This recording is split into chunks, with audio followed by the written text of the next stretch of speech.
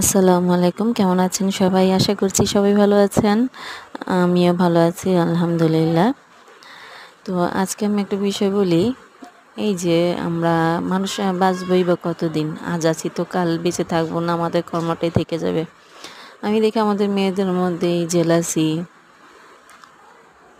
হিংসা, বিদ্বেষ, পরনিন্দা, পরচর্চা এগুলা বেশি। হয়তো আমরা মেয়েরা এটা স্বীকার করি না, কিন্তু আমরা মেয়েরাই জিনিসটা খুবই বেশি করে থাকি। কিন্তু আমাদের আমি একটা কথাই বলবো যে শুধু কাগজে কলমে শিক্ষিত হলেই একটা মানুষ শিক্ষিত হয় না।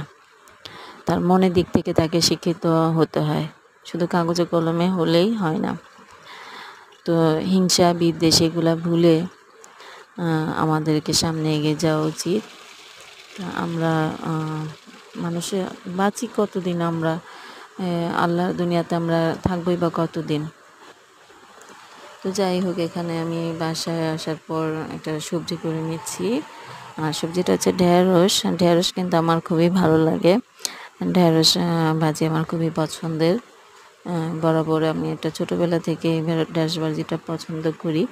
তো আপনারা কে কী সবজি পছন্দ করেন বলবেন প্লিজ। তো যাই বলছিলাম যে হিংসা, বিদ্বেষ, পরনিন্দা, পরচর্চা এগুলাকে আমাদের ইগনোর করা উচিত।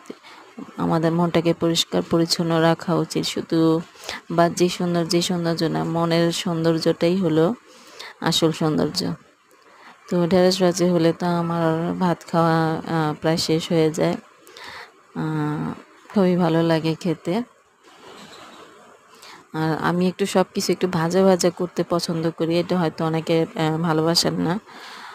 যেমন আমার বাসার কেউই এত ভাজা পছন্দ করে না, কিন্তু আমি কেন জানি সব কিছু একটু ভাজা খেতে ভালোবাসি। আর নিয়েছিলাম ওই যে গরুর মাংস রান্না করে রেখেছিলাম লাউ দিয়ে, সেটাকে বের করে নিয়েছি। বের করে একটু গরম করে নিলাম। যেহেতু আমি আর আমার মেয়েই খাই, তো আমাদের বেশি কিছু প্রয়োজন হয় না, মা মেয়ের হয়ে যায়। আর আমি ততটা খেতে ভাত পছন্দ করি না। আমি ভাতও একবেলাই খাই। আমি রাত্রে সবসময় ভাতটা অ্যাভয়েড করি। আমার ভাতের প্রতি আমার কেন যেন একটা অনীহা থাকে, ভালো লাগে না সত্যি কথা বলতে। তো ভাতটা খাওয়ার পরেই চলে গেল কারেন্ট। তো আমি 1 কাপ কফি করব।